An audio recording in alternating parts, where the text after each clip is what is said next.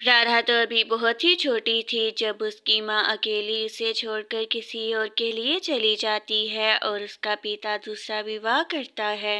राधा, राधिका बेटी, बस तुम्हारा कॉलेज दोबारा से शुरू होने ही वाला है, तो मैं चाहता हूँ कि तुम अच्छे से अपनी पढ़ाई करो और सब कुछ छोड़ दो। लेकिन बाबा, मैंने तो आपको पिछली मर्तबा ही बताया था कि मैं दोबारा उस कॉलेज में नहीं जाऊंगी। आप मेरा एडमिशन न्यू कॉलेज में करवा दें। देखो राधिका, तुम राधा के साथ ही कॉलेज जाओगी, इस तरह मुझे तुम्हारी चिंता भी नहीं होगी क्योंकि राधा तुम्हारा बहुत अच्छे से ख्याल रखेगी। बाबा, अगर राधिका मेरे साथ कॉलेज नहीं जाना चाहती तो मुझे कोई भी आपत्ति नहीं है। वैसे भी हमारी राधिका भाग्य से बहुत समझदार हो गई है।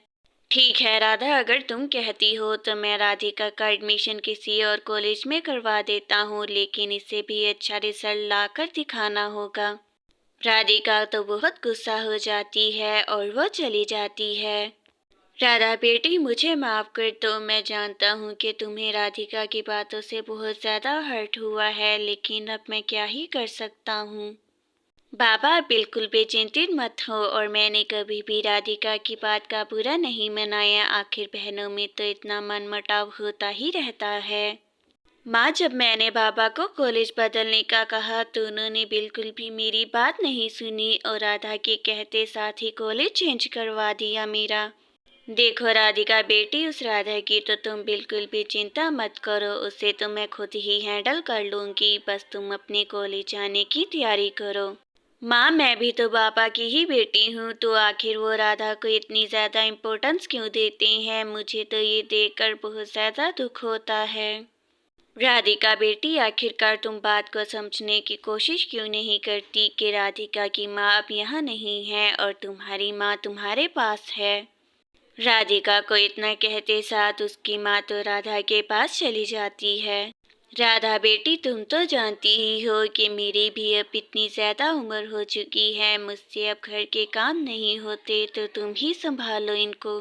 लेकिन माँ, आप तो जानती हैं कि मेरी भी कॉलेज की पढ़ाई बस स्टार्ट ही होने वाली है, तो उसके साथ मैं आखिर ये सब कुछ कैसे मैनेज करूँगी। देखो राधा बेटी, अब तो तुम्हें सब कुछ मैनेज करना ही होगा। राधिका तो अभी बहुत छोटी है, नहीं तो मैं उसको ही कह देती ये सब कुछ करने को। माँ, आप चिंतित बिल्कुल भी मत हो, और राधिका की पढ़ाई पर कोई भी असर नहीं पड़ना चाहिए। मैं आपको वादा देती हूँ कि सब कुछ ही संभाल लूँगी। देखो राधा बेटी, मैं बिल्कुल भी नहीं चाहती कि तुम्हारी पढ़ाई में भी कोई विपदा पड़े, लेकिन अब क्या ही करें, बाबा के काम के बारे में तुम जानती ही हो। सविता तो चाहती ही नहीं थी कि राधा उसकी बेटी का मुकाबला करे। माँ, मुझे भी तो बताएं कि आखिर आप राधा को ऐसा भी क्या कह कर आई हैं जिससे वो पढ़ भी नहीं पाएगी और पापा की नज़र से नीचे गिर जाएगी। अब ना राधिका को पढ़ने का मौका मिलेगा और ना ही वो कॉलेज में टॉप कर पाएगी। सारा दिन तो उस बेचारी का घर के काम करने में ही निकल जाएगा। राधा तो सुबह सवेरे उठकर जल्दी से भोजन पकाती है और फिर कॉलेज आती है। राधा, जरा अपने आप को देखो, आज कॉलेज का पहला ही दिन है और पहले ही दिन तुम कॉलेज में लेट आई हो, ऐसे तो बिल्कुल भी नहीं चलेगा। दिया यार, तू इतना गुस्सा क्यों हो रही है? वो तो बस आज नाश्ता बनाते मुझे वक्त का मालूम ही नहीं हुआ। कल तो मैं पूरे टाइम पर आ जाऊंगी। राधा, मैं स्कूल टाइम से तुम्हारी स्टेप मदर को अच्छे से जानती हूँ। वो तो चाहती ही नहीं है कि तुम कॉलेज में कभी भी अच्छे से अपनी पढ़ाई कर पाओ। देखो, तुम बिल्कुल गलत समझ रही हो। आखिर मैं उस परिवार में ही रहती हूँ तो थोड़ा बहुत काम तो मुझे भी करना पड़ेगा। आखिर मैं बड़ी बहन हूँ। राधा, मैं तो अपने ईश्वर से यही प्रार्थना करती हूँ कि वो मेरी दोस्त के लिए भी आसानियाँ पैदा करें और उसकी ज़िंदगी में भी जल्द खुशियाँ लेकर आएं। ऐसे ही कुछ समय भी बीतता है और राधा घर के काम के साथ साथ कॉलेज की पढ़ाई भी अपनी कंप्लीट कर लेती है। माँ, मैं भी बाबा का साथ देना चाहती हूँ और मैंने एक कंपनी में अप्लाई किया था और उनका ईमेल रिसीव हो चुका है। मैं जॉब कर सकती हूँ। राधा बेटी, ये तो बहुत ही अच्छी बात है जो तुमने पहले ही अप्लाई कर लिया था। मैं तो यही चाहती हूँ कि तुम दोनों अपने पैरों पर खड़ी हो जाओ। माँ, ये जानकर मुझे भी बहुत खुशी हुई है, लेकिन मैं ये जानना चाहती हूँ कि क्या मैं जॉब पर जा सकती हूँ, अगर आपकी इजाज़त हो तो। हाँ राधिका बेटी, क्यों नहीं। तुम्हारी जॉब इतनी अच्छी कंपनी में लगी है तो आखिर मैं तुम्हें मना कैसे कर सकती हूँ, तुम काम पर जा सकती हो। राधा तो बहुत ज़्यादा खुश थी क्योंकि उसे अपनी माँ से इजाज़त जो मिल गई थी, और अभी राधा जाने ही लगती है कि रास्ते में ही उसे राधिका अपने पास ही वहाँ रोक लेती है। राधा, मैं तो तुम्हारे पास ही आने वाली थी, मेरी इतनी अच्छी कंपनी में जॉब जो लग गई है, लेकिन तुम भी बहुत खुश लग रही हो, मुझे बताओ क्या हुआ। मैं तो बहुत ज़्यादा ही खुश थी क्योंकि मेरी इंटरनेशनल कंपनी में जॉब जो लग गई थी, और तुमने तो और खुश कर दिया है, मेरी बहन की जॉब भी लग गई। राधा, वो सब कुछ तो ठीक है कि तुम्हारी इंटरनेशनल कंपनी में जॉब लग गई है, लेकिन तुम्हें माँ से पहले पूछ लेना चाहिए कि तुम्हें जाना है कि नहीं। राधिका, तुम उसकी चिंता बिल्कुल भी मत करो। जब मुझे ईमेल रिसीव हुआ था तो तभी जाकर मैंने माँ से पूछ लिया था और उन्होंने हाँ कर दी है।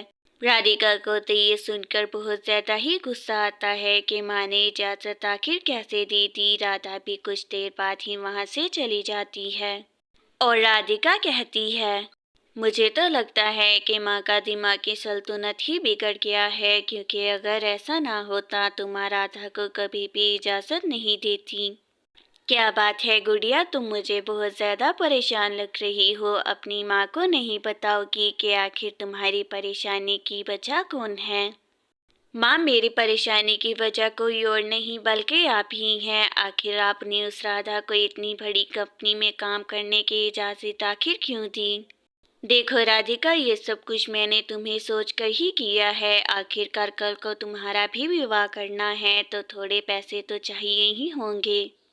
माँ, मैं बिल्कुल समझ गई हूँ कि बाबा के पास अब जितने भी पैसे हैं वो मेरे विवाह पर ही लगेंगे और राधा मेहनत करके पैसे कमाएगी।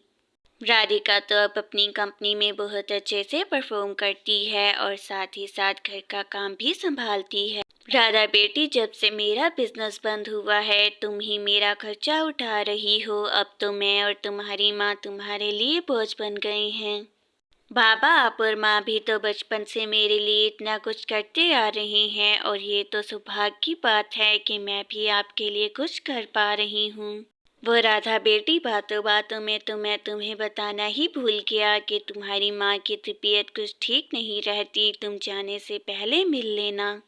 बाबा, मैं ये बात अच्छे से जानती हूँ कि आजकल आप माँ की तबीयत को लेकर बहुत ज़्यादा चिंतित रहते हैं, लेकिन आप बिल्कुल भी चिंतित मत हो। राधिका बेटी, तुम तो अच्छे से जानती हो कि मेरी तबीयत कुछ दिनों से बिल्कुल भी ठीक नहीं है, तो तुम आते समय मेरे लिए दवा ले आना। माँ, आप तो 20 दिन महीने में बीमार ही रहती हैं, लेकिन मैं आपके लिए इतनी ज़्यादा दवाई नहीं लेकर आ सकती। आखिर मुझे खुद के लिए भी तो कुछ करना है। राधिका बेटी, आखिर ये सब कुछ तुम क्या कह रही हो। मैंने और तुम्हारे पिता ने तुम्हें कितने नाजों से पाला है, और जरा तुम्हें देखो अब। तो माँ, आपने हम दोनों को पालकर कोई भी एहसान नहीं जताया, ये आपका कर्तव्य था, और अब मैं आपके साथ यहाँ बिल्कुल भी नहीं रह सकती। राधिका तो अपनी माँ को इतना कहते साथ ही वहाँ से चली जाती है, और कुछ ही समय बाद वहाँ पर राधा भी आती है और कहती है, माँ, बाबा बता रहे थे कि आपकी तबीयत ठीक नहीं है। अगर आप कहें तो मैं ऑफिस से ऑफ ले लेती हूँ और आपको हॉस्पिटल ले जाती हूँ। नहीं नहीं राधा बेटी, हॉस्पिटल जाने की कोई भी आवश्यकता नहीं है, बस मेरी दवा खत्म हो गई है, बस तुम मुझे वही जाकर ला दो। माँ, बिल्कुल भी चिंता मत करें, मैं ऑफिस जाने से पहले ही जाकर मेडिकल स्टोर से अपनी माँ के लिए दवा ले आऊंगी और आप उसे खा लीजिएगा। राधा की बातें सुनकर सविता को तो एहसास होता है कि आखिर उसने उस बच्चे के साथ कितनी नाइंसाफी की है, और राधा कहती है, माँ, क्या आपने राधिका को देखा है। मेरी तो आज उससे मुलाकात ही नहीं हुई, क्या वो आपसे मिलकर ही ऑफिस गई है। मुझे उसकी चिंता हो रही है। राधा बेटी, तुम मुझे माफ कर दो, तुम्हारे साथ नाइंसाफी की ही मुझे सजा मिल रही है। राधिका ये घर छोड़कर जा चुकी है। राधा तो अपनी माँ से कुछ कहे बगैर ही वहाँ से चली जाती है और जाकर अपनी माँ के लिए सब दवाइयाँ लेकर घर आती है। माँ, आप सारी पिछली बातों को भुला दें, आप मेरी माँ हैं और मैं चाहती हूँ कि आप जल्द ही ठीक हो जाएं और हम हंसी खुशी एक साथ रहें।